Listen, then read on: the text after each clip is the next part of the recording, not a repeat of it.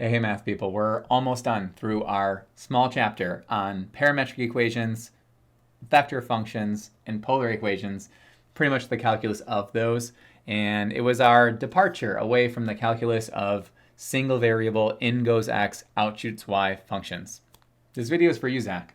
What does that mean? It means you should use the timestamps, pause when you need to, and be patient with yourself. Let's do some math.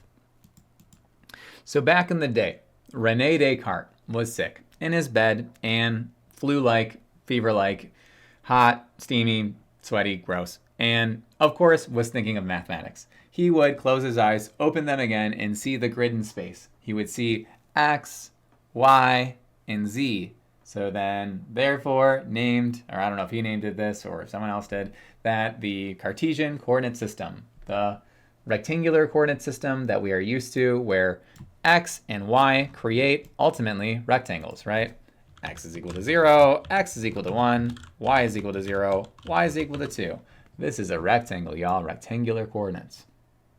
But think about how this is, again, restrictive. So again, that's kind of a common motif within this chapter. It's restrictive to just write everything as x comma y, and that just creates little gridded systems. In fact, a lot of these 90-degree angles are not commonly occurring at all in nature. Most things are curvy. When it's curvy in just the right way, it creates a circle. So what if we, instead of creating these like grids for our coordinate system, we plug in an angle and then we have symmetry to that pole or origin 0, 0, where we create like a dartboard of sorts rather than creating a grid system. I'll show you. Let's actually switch over. Right now, yay, look at this. So instead of having a constant being equal to a line, we now might have a constant being equal to a circle. So in goes some angle potentially. Here is a constant, but we'll talk about that a little bit more. And then out would shoot a radius. So this is the notion of polar equations. And the polar coordinate system as a whole. What we want to do with this is relate x and y to r and theta. Think about how it was once in goes x, out shoots y, and how it'll now be in goes theta, the angle, and then out shoots r, the radius, using right triangle trig. So right away, we see this circle, right? Of course, circles are going to be useful for when we have symmetry to some point, right? And we're in the plane. So with that said, consider how we can x, y it up to get those grid-like coordinates, and we can theta r it up to get that circle-like coordinate system. So we can make the connection using SOHCAHTOA. See if you can do that right now. 3, 2, 1. Well, here's the idea. We have sine of theta is equal to, what was that? It would be so opposite over hypotenuse. That would be y over r. And then I would do the same process for cosine and tangent. If I wanted to connect x, y, and r, I would just use Pythagorean theorem for that one. So that brings us to ultimately 4 separate equations that we can write. And this would be more or less like our converter for changing from the grid system to the circle system, or vice versa. So I want to just practice using these equations. You'll see here I'm going to isolate 4 particular ones right now. So that would bring us to our converters. But the objective is the following. Let's just say I'm in the xy plane where I'm plotting points with x comma y. If I wanted to write that point as r comma theta, I would want to create some r is equal to xy thing, and some theta is equal to xy thing.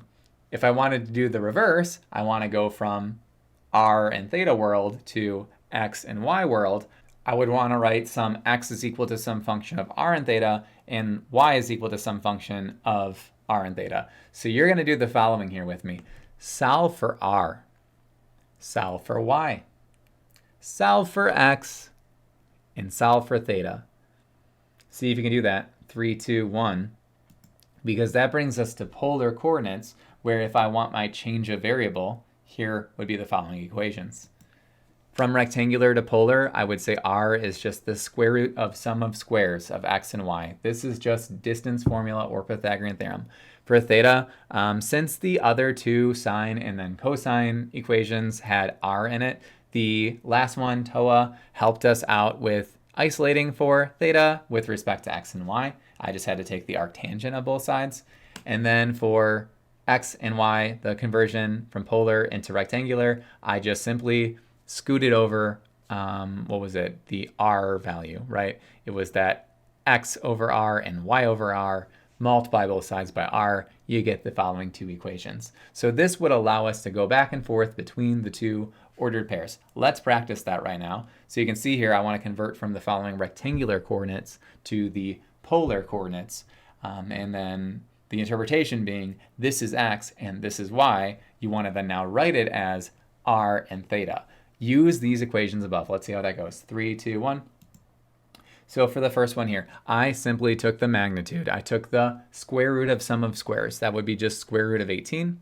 And then for theta, I'm thinking, all right, arctangent of 3 over negative 3. I like to graph this in the plane. So I went ahead and graphed negative 3, 3. This helps me think about what quadrant I'm in, and then it helps me with my radian values. So if I want to find the arctangent of negative 1, I'm thinking where on the unit circle am I going to have an x comma y with the same number, but one of them has a negative sign. So that would be either in the second quadrant or the fourth quadrant. At that root 2 over 2 comma root 2 over 2. So that's either 3 pi over 4 or 7 pi over 4. But since I'm in the second quadrant, I know I must be 3 pi over 4.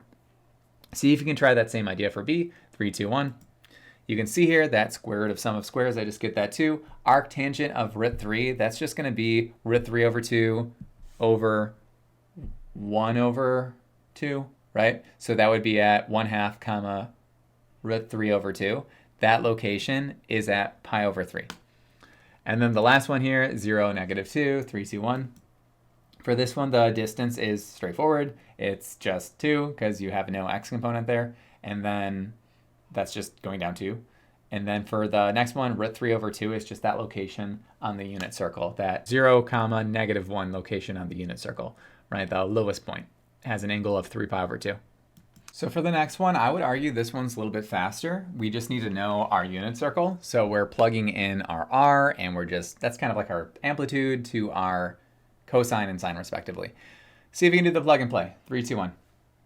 So for the first one here, I went ahead and I rewrote this negative pi over 3 as 5 pi over 3. I just added a full rotation of 2 pi to it. The reason why I did that, I know this location on the unit circle. I also know this one, it's what, 60 degrees clockwise. But I'm just more familiar with this 5 pi over 3, so I went ahead and just wrote it that way.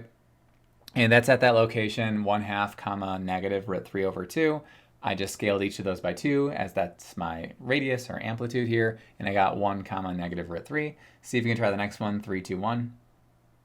So this one's like on the unit circle because it's a radius of 1, and you just need to know the cosine and sine of 7 pi over 6. That's negative root 3 over 2 and negative 1/2. And then for the last one, 4 comma pi, plug them in, slam them, see how it goes, 3, 2, 1. Yeah, and you can just think about that. I like to just plot these as well sometimes to give me an idea. So like 4 is the radius and pi is that angle. So I went through that angle of pi and then I just extended that radius out 4. And I'm like, hey, I know that location on the xy plane. It's just negative 4 comma 0. All right, well, that brings us to just defining what a polar equation is. And I wrote it as the following: some r of theta, where in goes theta, and then out shoots the radius. This is a function, right? Just like an f of x.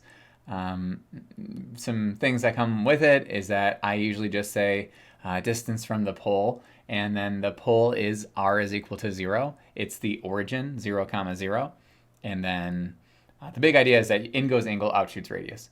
Parametrically, you could think of this as, well, I already know that x is equal to r cosine theta, right? It's literally right here. And y is equal to r sine theta. That's right here. If you're provided some r is equal to whatever, cosine 2 theta, in which case I can just replace those r's here as that cosine 2 theta. And then now I have a set of parametric equations. I have my x of t and my y of t. It's just now instead x of theta and y of theta. So it's like the same thing. That's why we clump parametric equations, vector functions, and polar equations together, generally. All right, so here are some famous or well-known polar equations. Let's see if you can come up with what these shapes might look like. Do the first one, 3, 2, 1. It's the unit circle. That one you need to know. R is equal to a constant is just a circle. In particular, that's just of radius 1, so it's our fan favorite. See if you remember how to do the next one. If you took like a pre-calc or college algebra or math 3 class that had a polar functions unit, you might remember. 3, 2, 1. It's the cardioid, so looks like this, or it's called the butt function. No, it's not it. It's called the cardioid because of the cardiovascular system, heart, and it looks like a heart. It's more wholesome. So the cardioid can be mapped in the following way. If I make this 0 to b, and I give a slider for b, you can see here as I move through from 0 to 2 pi, we can graph this in real time. In goes theta, out shoots radius. So it starts off, really I'm just using this as a vessel to kind of think about what r of theta would be like step by step. If you plug in 0 right away, cosine of 0 is 1. So 1 plus 1 is 2. So add an angle of 0, which if you remember on the unit circle, that would be on the positive x-axis side over here. You're starting at that radius of 2. Now cosine immediately starts to dip right away, so you're seeing we're technically getting like closer to the pole. And then once we get to this moment right here, think about what this value is approaching. It's approaching fan favorite number, pi, right? The cosine of pi is -1, so 1 minus 1 brings you to the pole, 0. And then it kind of bounces up there after, and then we kind of finish that cycle from that point on. And then every period thereafter, every just kind of rotation thereafter, I'm just looping back around through and through and through over and over and over again. All right, so the cardioid occurs when your amplitude is the same as your shift here. For the next one, what if they are off in this fashion where your amplitude is a little bit higher? What does this create? 3, 2, 1. It creates a limaçon, if you remember this one. It creates like a little inner loop. So if I were to do 1 plus 2 sine theta, I want to watch this loop kind of just occur. Oh, so if you have just this one's fun. If you have just like r is a like linear function of theta, it creates like a spiral. But if I throw in that, I actually should have put that on here. Oh well, if I throw in that 2 sine there, you can see this little loop, and then if I control this lever here, it's kind of fun to see it in action. We touch the pole here at, what is that? That would be when sine of theta is equal to -1/2, right? So that's going to be at some radian value there. Is that 7 pi over 6? Oh, yeah, at 7 pi over 6, and then we loop back around, we hit it again, and touch the pole twice over, finishing that limaçon shape. This is actually an interesting shape when I think about the 17th century with apparent retrograde motion. Back when we used to think that the Earth was the center of the universe in the 15th century, 16th century, and then we started figuring things out. We would look at the starry sky at night and observe, say, Mars, and we would see that Mars would do this kind of weird thing where it would go around us, clearly, revolving around the Earth, right? And then it would kind of just like go back for a little bit and then forward again, and we would call this like retrograde motion. But really what that came down to, it wasn't Mars deciding, okay, I need to backtrack for a little bit. I dropped my wallet. It was because we live in a heliocentric solar system where the sun is the center. And then the last one, we got 3 cosine 2 theta. See what that one looks like in 3, 2, 1. Since I have a 2 here as my frequency adjuster, I will create more loops. And the reason why is I'm churning through cosine faster, and I'm going through, I have a higher frequency, right, with cosine of 2 theta, and I'm touching the pole more often. So what that creates is a rose, and it has petals. So if I make this number, say, a 4, I would have 8 petals. Or you can see here in this pattern, a 5, I would have 5 petals. And that just means that we visit the origin a little bit more often, the pole a little bit more often.